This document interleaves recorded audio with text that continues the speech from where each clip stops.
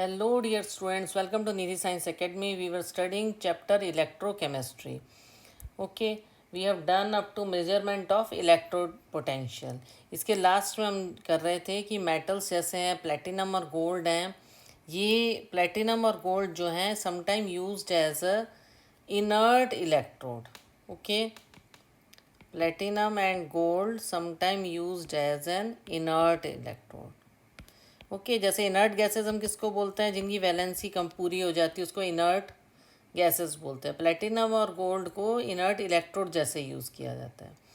It means they do not participate in the reaction. ये participate नहीं करते हैं. They do not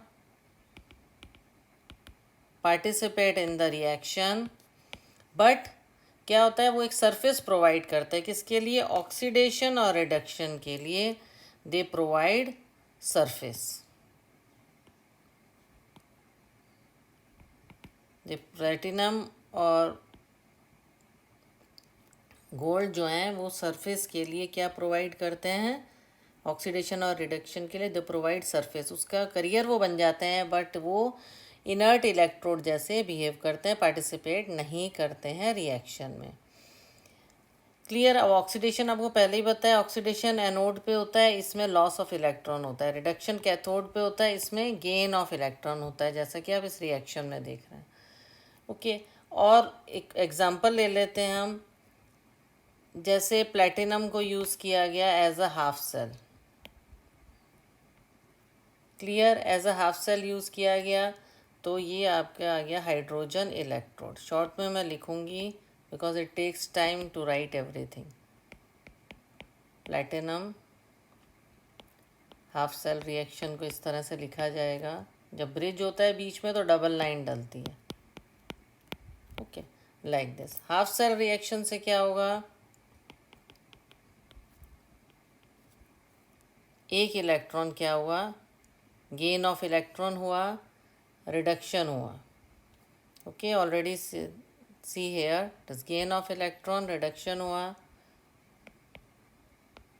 H2. तो उसको बैलेंस करने के लिए हाफ H2. क्लियर. ऐसे ही है bromine electrode.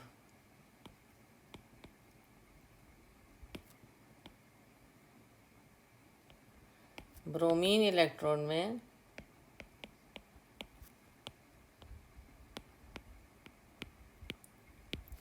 Then bromine negative and aqueous. ये हाफ सेल रिएक्शन इस तरह से लिखा जाएगा. प्लेटिनम यूज़ होता है हाफ सेल में. ओके, जो हाफ सेल हमने मेजरमेंट ऑफ इलेक्ट्रोड पोटेंशियल में स्टैंडर्ड हाइड्रोजन इलेक्ट्रोड भी हमने बताया था. कईयों में 2 सेल यूज़ होते हैं, फिर उसके बीच में एक ब्रिज होता है, दैट वी ऑलरेडी डिस्कस. तो हाफ सेल रिएक्शन में क्या होगा, हाफ Br2 ऐड होगा, रिडक्शन होके Br माइनस आ जाएगा.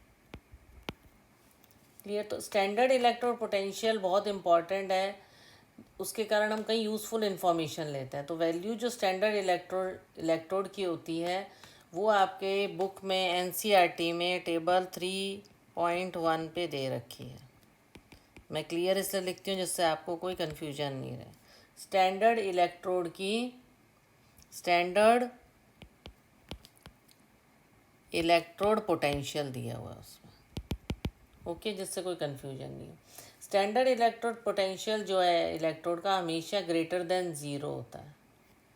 ओके, अगर स्टैंडर्ड इलेक्ट्रोड पोटेंशियल जो है it is greater than zero, अगर ग्रेटर देन ज़ीरो है तो ये रेड्यूस्ड फॉर्म है. रेड्यूस्ड फॉर्म है और it is stable compare to hydrogen gas.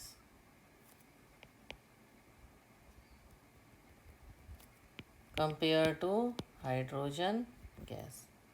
Okay, अगर स्टैंडर्ड इलेक्ट्रोड पोटेंशियल नेगेटिव है, ये हमने बताया था स्टैंडर्ड ग्रेटर देन ज़ीरो है, पर अगर standard electrode potential is negative, अगर नेगेटिव है मतलब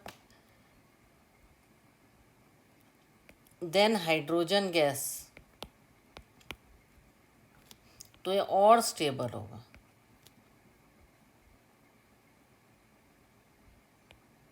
मोर स्टेबल होएगा रेड्यूस्ड फॉर्म से। क्लियर। तो standard electrode potential for fluorine जब हम देखते हैं, फ्लोरीन गैस का इसके लिए हम देखते हैं, जब हम फ्लोरीन गैस के लिए देखते हैं तो मैक्सिमम गैस जो होती है, मैक्सिमम टेंडेंसी होती है रेड्यूस होने की, has the maximum tendency to reduce to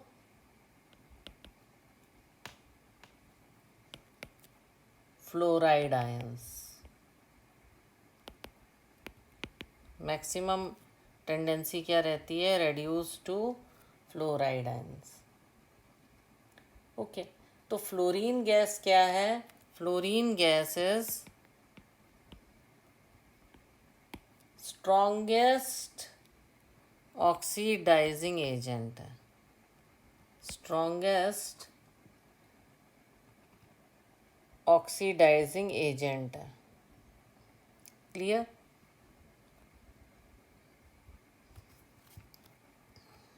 इसका कितना स्टैंडर्ड है? करीब 2.87 बताया, आप टेबल में देखोगे। Fluorine gas is strongest oxidising agent. और फ्लोराइड आयन जो है, फ्लोराइड आयन जो है, ये वीकेस्ट रेड्यूसिंग एजेंट है। They are the weakest reducing agent. Okay, तो ऐसे स्टैंडर्ड इलेक्ट्रोड पोटेंशियल से हमें पता लगता है ये आयनिक फॉर्म जो होती है वो उसकी रेड्यूस्ड फॉर्म होती है।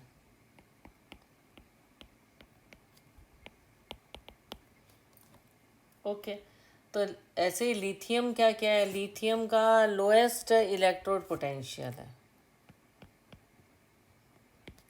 लोएस्ट इलेक्ट्रोड पोटेंशियल किसका है? लिथियम का है। और इंडिकेट करता है लिथियम आयन क्या है? वीकेस्ट ऑक्सीडाइजिंग एजेंट है। Lithium ion is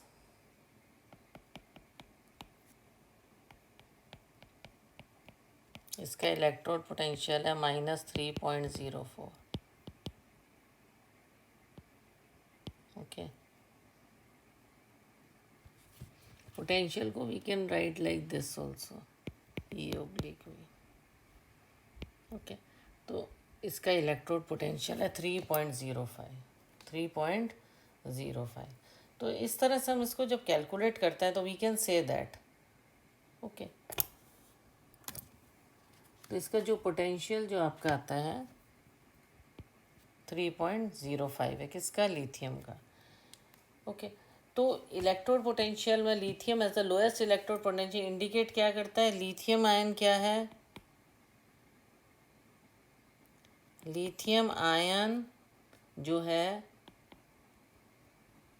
weakest oxidising agent है। ओके, क्योंकि उसका पोटेंशियल कम है, लोएस्ट इलेक्ट्रोड पोटेंशियल है उसका। और लिथियम मेटल जो है, लिथियम मेटल जबकि पावरफुल रिड्यूसिंग एजेंट है, इट इज पावरफुल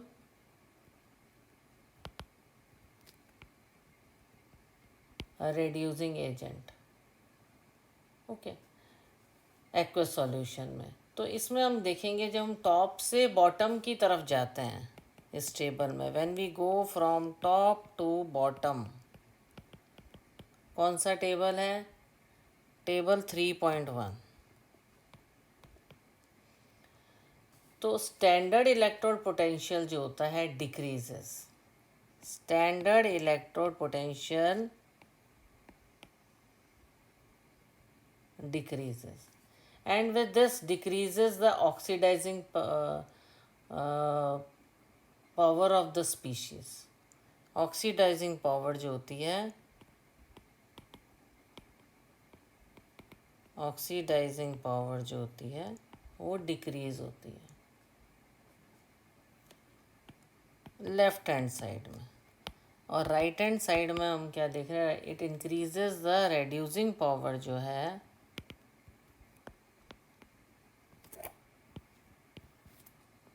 वो इंक्रीज हो रही है, ऑक्सीडाइजिंग पावर डिक्रीज हो रही है। स्टैंडर्ड इलेक्ट्रोड पोटेंशियल डिक्रीज हो रहा है, ऑक्सीडाइजिंग पावर डिक्रीज हो रही है लेफ्ट हैंड साइड में आप देखोगे, और राइट हैंड साइड में इंक्रीज हो रही है। Okay, left hand right hand side means उसमें इस तरीके से दे रखा है, अगर आप देखोगे जैसे एक रिएक्शन दिया हुआ है। ओके, ये ऑक्सीडाइज्ड फॉर्म है। ओके, फॉर एग्जांपल ये फ्लोरीन का दिया हुआ है, ये रेड्यूस्ड फॉर्म। क्लियर?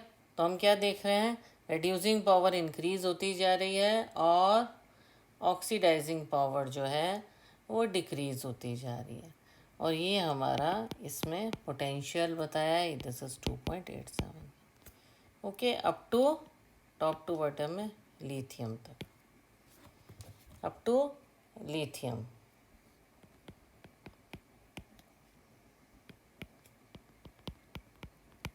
और लिथियम आते आते इलेक्ट्रोड पोटेंशियल हो जाता है -3.05। ओके, तो लेफ्ट हैंड साइड में ऑक्सीडाइजिंग पावर जो हो रही है इंक्रीज हो रही है, और इसमें रेड्यूसिंग पावर जो है, रेड्यूसिंग एजेंट जो है, रेड्यूसिंग पावर जो है, increasing strength of reducing agent की तो इंक्रीज हो रही है, पर रेड्यूसिंग पावर जो है decreases the oxidising power on the left end increases the reducing power जो है वो इंक्रीज हो रही है। Okay, electrochemical cells extensively use किए जाते हैं पीएच ऑफ सॉल्यूशन के लिए।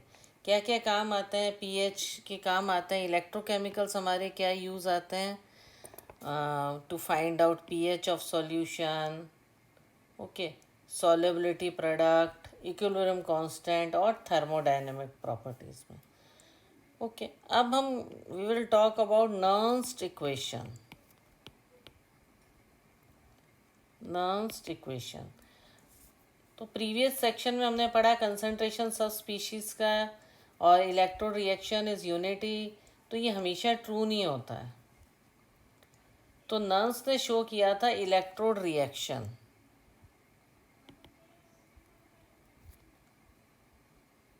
इलेक्ट्रोड नर्न्स ने यूज़ किया था electrode reaction.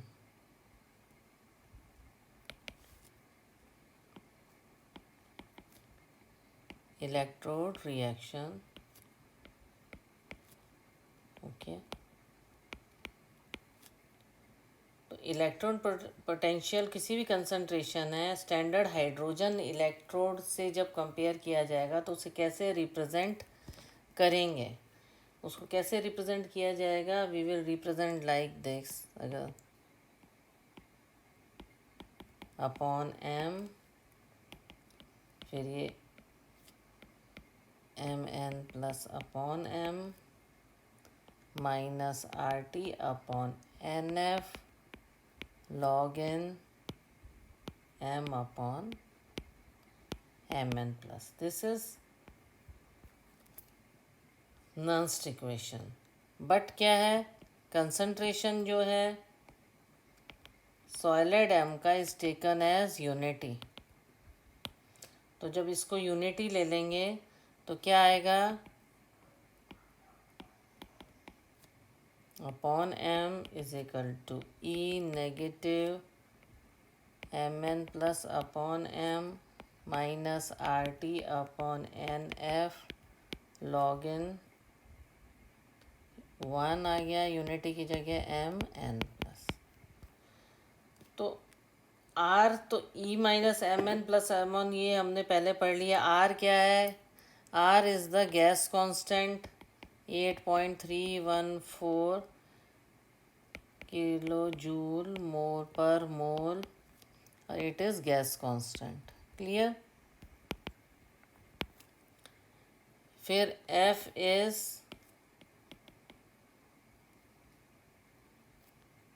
Faraday constant,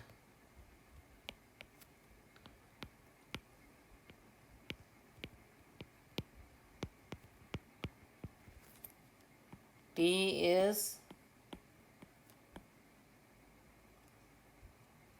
is temperature in Kelvin, और Mn plus is the concentration of the species Mn plus. Okay, so like this we do this. Negative E minus stronger reducing agent, ये देख इसका table, और इसको बहुत अच्छे से study कर लेना जो स्टैंडर्ड इलेक्ट्रॉन पोटेंशियल बताया है। तो डैनियल सेल में क्या होता है, इलेक्ट्रोड पोटेंशियल क्या होता है डैनियल सेल में, हाउ वी विल डू। तो इलेक्ट्रोड पोटेंशियल फॉर इवन कैसा होएगा, कैथोड के लिए कैसे होगा, for cathode we will do like this, जैसे कोई गिवन कंसंट्रेशन है कॉपर एंड जिंक आयन का, क्लियर, तब आपको क्लियर होगा। एक एग्जांपल देके समझाती हूँ। We will write like this,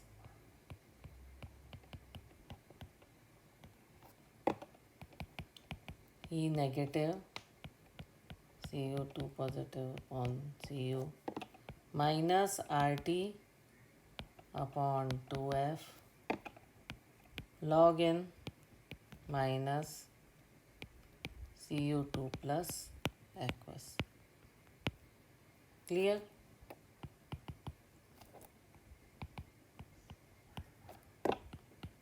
For anode we will like this, write like this, Zn2 plus upon Zn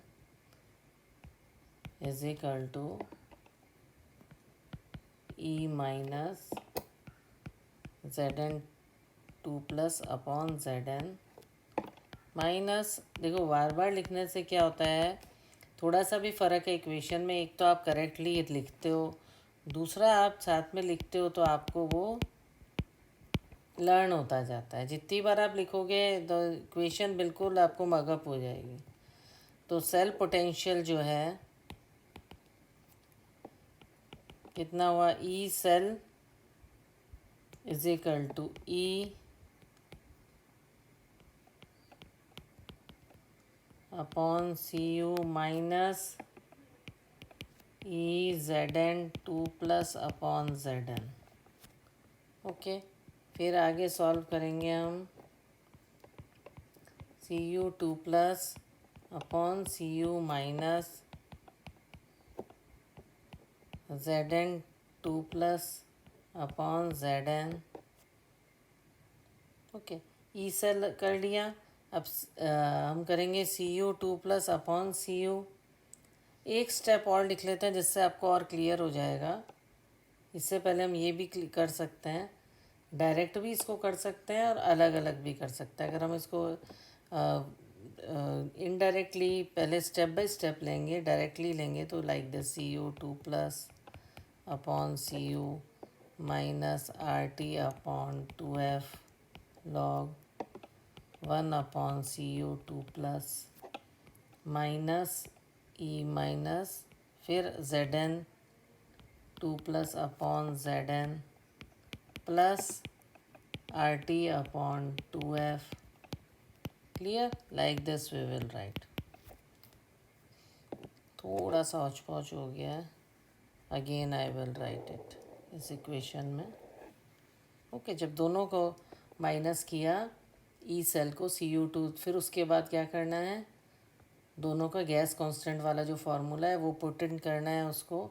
तो नेक्स्ट में हम करेंगे, अब आप देखिए इसको एक साथ कर लिया Cu2 प्लस और Zn2 प्लस को, और ये गैस कांस्टेंट और टेम्परेचर ये सब इक्वेशन एक साथ कर ली, और लॉग वाला साइड जो है उसको यहाँ पे एक साथ कर लिया। Then you will see that कि कैसे वो सॉल्व हो जाता है। तो E cell is equal to E negative cell minus R T upon 2f log in Zn2 plus upon Cu2 plus. Okay, तो ई सेल जो डिपेंड करता है, ई सेल हम देख रहे हैं किस पर डिपेंड करता है, depends on both Cu2 plus and Zn2 positive ions पर डिपेंड करता है। इट इंक्रीज होएगा with increase in concentration of Cu2 plus ions के इंक्रीज होने से इंक्रीज होगा। ओके, और इसमें डिक्रीज होगा इन concentration of zinc ions. Zinc ions Zn2 please बोलने की बार बार जरूरत नहीं है, Zn2 प्लस जिंक आयंस में ये डिक्रीज होगा ई सेल, और ये डिक्रीज होगा, it decrease in the concentration of zinc ion.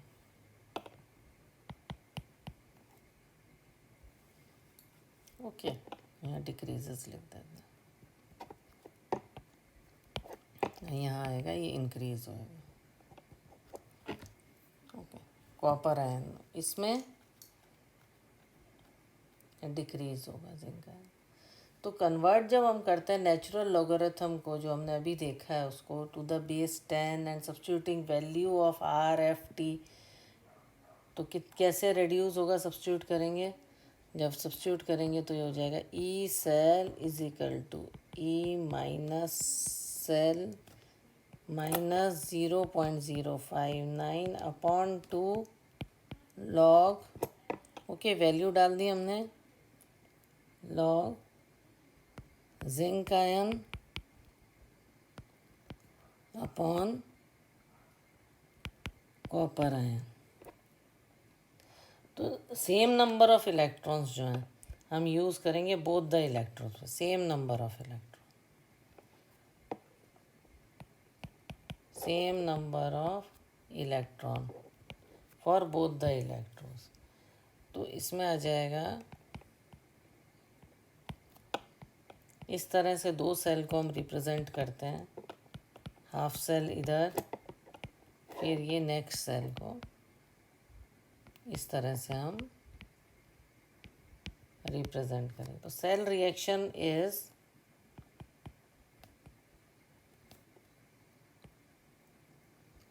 Cell reaction क्या हुआ, द सेल रिएक्शन हो गया +2Ag Ni2 plus 2Ag। Okay, nickel है तो इसको इक्वेट करने के लिए इधर भी 2 आ गया, और जो इक्वेशन है बैलेंस हो गई। तो नर्न्स्ट इक्वेशन को हम कैसे लिखेंगे, ये तो हमने इसका क्लियर किया कि कैसे फॉर्मूला बना। तो Nernst equation can be written as finally E cell is equal to E negative cell minus R T upon 2f log in Ni nickel ion, okay, and for general electrochemical reaction, general electrochemical reaction के लिए कैसे होगा, for general electrochemical reaction how we will write, अगर दो type के A plus B, ये electron replace हुआ तो प्लस टी, ये लाइक दे जनरल इक्वेशन ये आएगी। और कैसे लिख सकते हैं, और इसको हम इस तरह से भी लिख सकते हैं, E cell is equal to E cell minus R T upon N F log in Q, or we can write like this,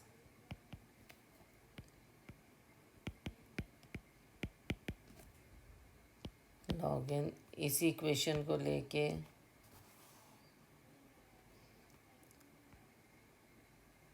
C then D upon A फिर B लाइक दिस। तो हम रिप्रेजेंट करेंगे cell को, cell in which the following reaction takes place.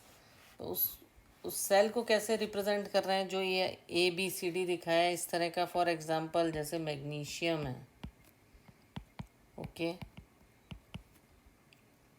Ag हो गया 0.001 mole is equal to Mg, change हुआ ना यहाँ पे, 2 आयन इधर आ गए, 0.130 मोल हो गया, प्लस Ag, यहाँ भी 2Ag हो जाएगा, बैलेंस करेंगे इक्वेशन, प्लस 2Ag, क्लियर। तो इसमें जो ई सेल है कितना है, अगर हमें इस इक्वेशन में find out the E cell, और ये पोटेंशियल हमें पता है 3.17 वोल्ट है, तो the cell can be written as, अब देखो आपको एग्जांपल से और क्लियर होगा। सेल को आप कैसे लिखोगे, can be written as, magnesium लिखो, मैग्नीशियम फिर आयन लिखो, फिर उसका वो मोल लिखो 0.130 मोल, कंसंट्रेशन लिखा, हाफ सेल का लिखा, फिर अदर हाफ सेल का लिखा, Ag प्लस फिर 0.001 मोल कंसंट्रेशन लिखा, लाइक दिस, मैग्नीशियम आयन और Ag, ओके। ओके, तो cell can be written as like this. तो इसको कैलकुलेट कैसे करेंगे हम, इसको कैलकुलेट करने का एक ही तरीका है, we will calculate like this,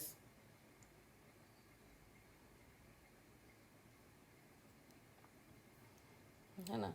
तो व्हाट वी विल डू, तो Ag क्या सिल्वर है, Ag is silver, is chemical element with symbol Ag, atomic number 47। तो मैग्नीशियम और सिल्वर का जब हम कंपैरिजन करेंगे तो द सेल को ऐसे लिख लिया। अब सॉल्यूशन कैसे आएगा, अब देखो ये जो फॉर्मूला एक्चुअली लास्ट वाला ही फॉर्मूला होता है, पर पूरा इसलिए एक्सप्लेन किया जाता है कि आपको ये क्लियर हो जाए कि फॉर्मूला आया कैसे।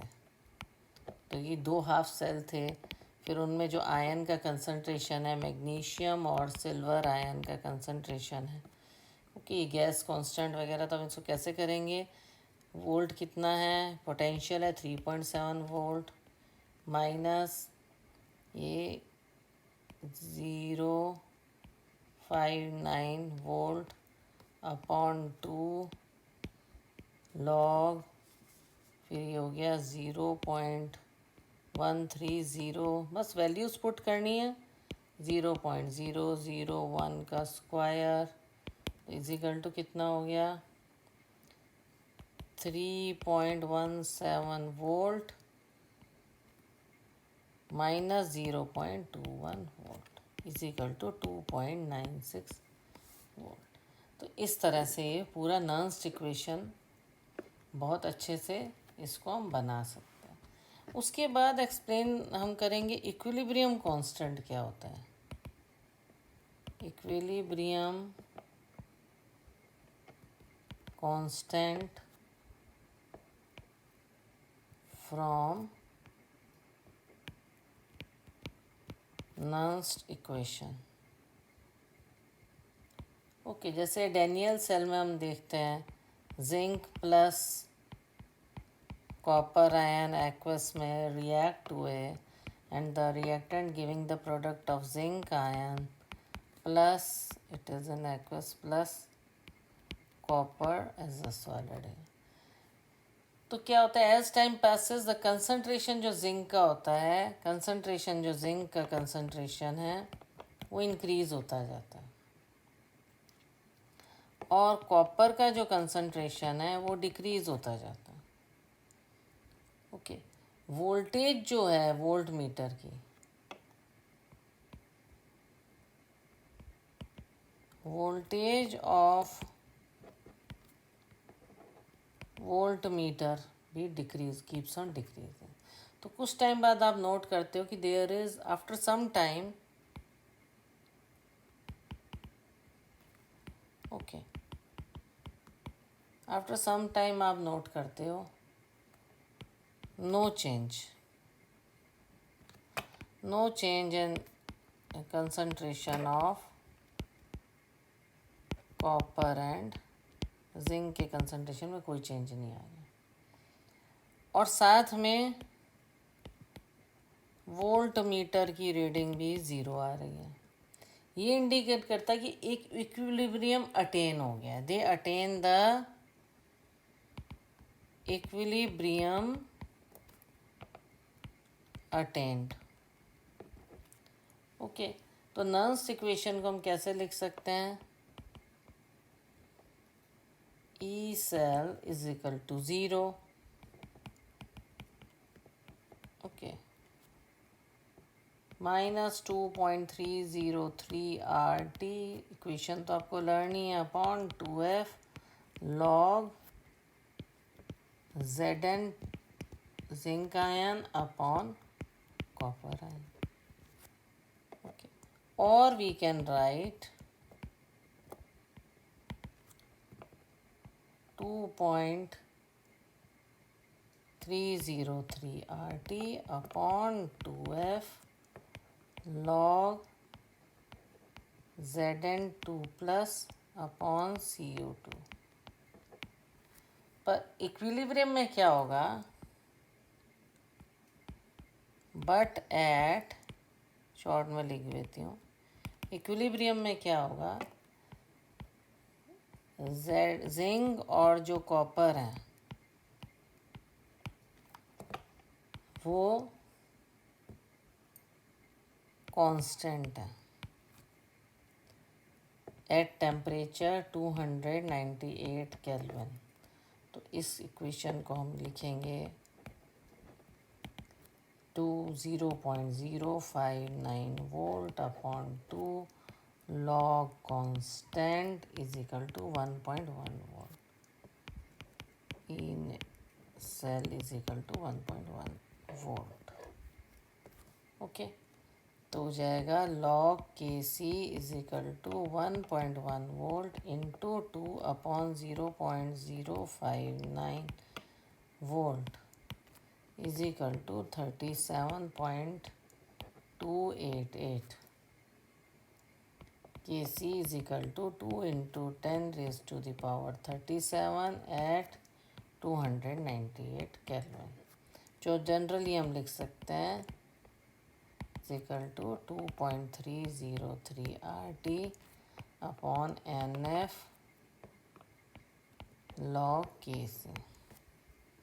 ओके, तो ये जो इक्वेशन है, ये रिलेशनशिप है equilibrium constant of the reaction and standard potential of the cell, okay, in which that reaction takes place. Standard potential और इक्विलिब्रियम कांस्टेंट के बीच में एक रिलेशनशिप है। तो इक्विलिब्रियम कांस्टेंट जो रिएक्शन के हैं बहुत डिफ़िकल्ट हैं मेजर करने, पर अगर कॉरस्पॉन्डिंग ई जो ई नेगेटिव वैल्यू है पोटेंशियल की वैल्यू से कंपेयर करके हम उसे कैलकुलेट कर सकते हैं। ओके, तो इस तरीके से इन क्वेश्चंस को किया जाता है और बहुत इजी है इक्विलिब्रियम कांस्टेंट भी कैलकुलेट करना। जैसे कोई एग्जांपल है हमारे पास, that copper plus silver, it is an aqueous solution is equal to copper in aqueous plus, इसको इक्विलिब्राइज करेंगे तो यहाँ 2 आ जाएगा, ओके, और पोटेंशियल दिया हुआ है सेल का 0.46 वोल्ट। अब हमें इक्विलिब्रियम कांस्टेंट निकालना है। Equilibrium constant we have to calculate. तो हम इसको कैसे कैलकुलेट करेंगे? अब पहले तो पोटेंशियल निकालेंगे, is equal to 0.059 volt upon 2, formula लगाएंगे log K C is equal to 0.46 volt, या हम लिख सकते हैं log K C is equal to 0.46 volt into 2 अपॉन 0.059 वोल्ट इज इक्वल टू 15.6. तो Kc is equal to, when we cut it and calculate it, it will be 3.92 into 10 raised to the power 15. Lowest term में जब आप लेके जाओगे इसको. Okay, अब next है electrochemical cell. Electrochemical cell and gives energy for reaction. Okay, electrical work जो होता है 1 सेकेंड में वो इक्वल होता है इलेक्ट्रिक पोटेंशियल और साथ में जितना टोटल चार्ज आया है. अगर हमें मैक्सिमम वर्क बताना है गैल्वेनिक सेल में तो हमें एक रिवर्सिबली चार्ज देना पड़ेगा, पास करना पड़ेगा. तो रिवर्सिबल वर्क डन होता है जो गैल्वेनिक सेल से वो डिक्रीज होता है. It equal to the decrease in Gibbs energy. Decrease in Gibbs energy. Okay, तो जो भी irreversible work done by galvanic cell, irreversible work done by galvanic cell. Okay, तो कभी भी हमें इलेक्ट्रिकल वर्क निकालना है तो हम मैक्सिमम वर्क जो है, रिवर्सिबल वर्क जो है गैल्वेनिक सेल का देखेंगे. Want to obtain maximum work from a galvanic cell, तो चार्ज एक पास करेंगे रिवर्सिबली. तो वो किसके इक्वल होगा? गिब्स एनर्जी के डिक्रीज के थ्रू होगा. ओके, तो ईएमएफ ऑफ सेल जो है, ईएमएफ ऑफ सेल हम कैसे रिप्रेजेंट करते हैं? EMF of cell is E. NF is equal to amount of charge passed. Amount of charge passed. Okay, और इसको हम रिप्रेजेंट करते हैं as Gibbs energy. Gibbs energy. Clear? Means Gibbs energy is equal to the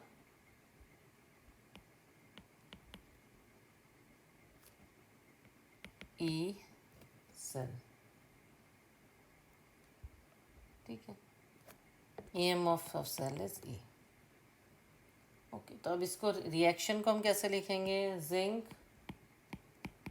क्योंकि reversible है तो negative आएगा इसमें, Cu2+. इसकी इक्वेशन में ये एक्वस, इसको नेगेटिव इसीलिए इक्वेशन में, is equal to zinc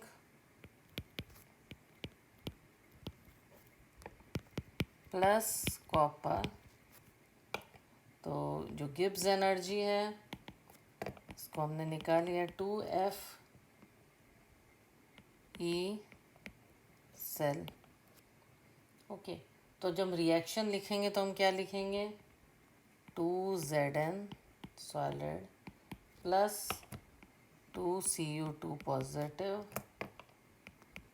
aqueous, then 2Zn2 plus aqueous plus 2Cu solid.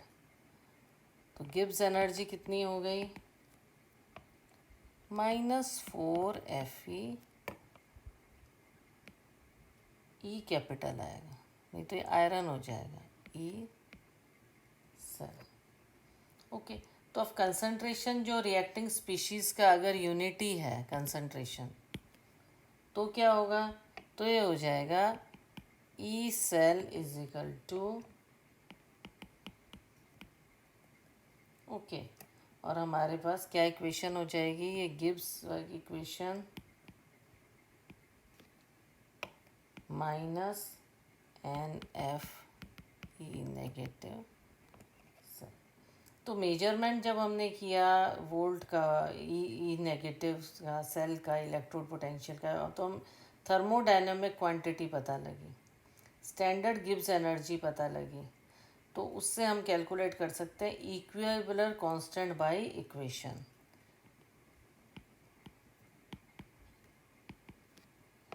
Minus R T in K हो गया। ठीक है, जैसे हम एग्जांपल दें और क्लियर करने के लिए, standard electrode potential Daniell cell है, ओके, उसमें स्टैंडर्ड इलेक्ट्रोड पोटेंशियल जो है, स्टैंडर्ड ई नेगेटिव जो मैं बोलती हूँ, स्टैंडर्ड इलेक्ट्रोड पोटेंशियल को बोलते हैं, standard N F electrode E cell is equal to standard electrode potential. Standard electrode potential कितना है, 1.1। इसको हम लिखेंगे, एक बार मैं लिख देती हूँ, स्टैंडर्ड इलेक्ट्रोड पोटेंशियल। क्लियर? और फॉर्मूला हमें पता ही है, is equal to minus N F E negative means it is standard electrode potential.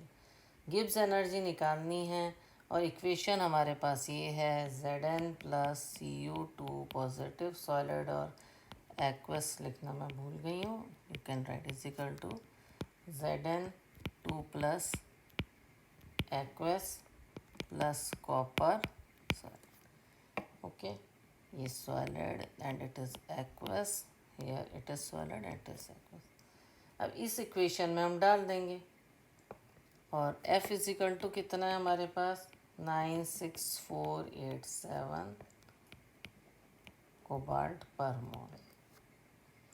तो जब हम इस गिब्स एनर्जी निकालेंगे तो हम इसको किस तरह से निकालेंगे, गिब्स एनर्जी को, -2 इंटू 1.1 वोल्ट इंटू 96487 कॉलम पर मोल। ओके, तो हमें इसके अंदर स्टैंडर्ड गिब्स एनर्जी निकालने के लिए इसको इस तरह से हम कैलकुलेट करेंगे। तो इक्वल टू कितना आया, equal to -21227 joule per mole,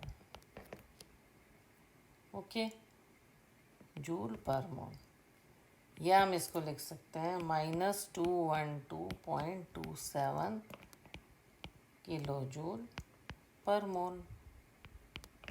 okay, like this we will calculate the Gibbs energy. Standard electrode potential दे रखा है और हमें इसका क्या निकालना है, स्टैंडर्ड गिब्स एनर्जी निकालनी है। एफ हमें दे रखा है, ओके, तो उसको वो कांस्टेंट है F, N F is the amount of charge passed, okay, तो ये क्लियर हो गया। इसमें हमने दिया था N F E negative cell means electrode potential, तो ये कितना है, ये है 96487, ओके। तो it is very clear that how we should do that. तो अगर आप एक एक इसी के जो इससे रिलेटेड एग्जांपल हैं जो बुक में, वो आप साथ साथ करोगे तो आपको क्लियर होता जाएगा, ओके। तो चार्ज ये जो अमाउंट है 96487, it is the charge on an individual और इलेक्ट्रॉन, ओके। तो ये चार्ज जो है उसमें कितना कैलकुलेट किया गया है वो बताया गया है, ओके। तो ये जो चार्ज है कॉलम में दिया हुआ है, इसको हम और डिस्कस करेंगे कल। तो आई होप आपको क्लियर हो गया होगा। तो इसको इसमें आगे है conductors of electrolyting solution, we will discuss it tomorrow. I hope आपको सब क्लियर हो गया होगा और आपको पढ़ाना मेरा अच्छा लग रहा है। तो please like, share, subscribe and comment also. Okay, thank you.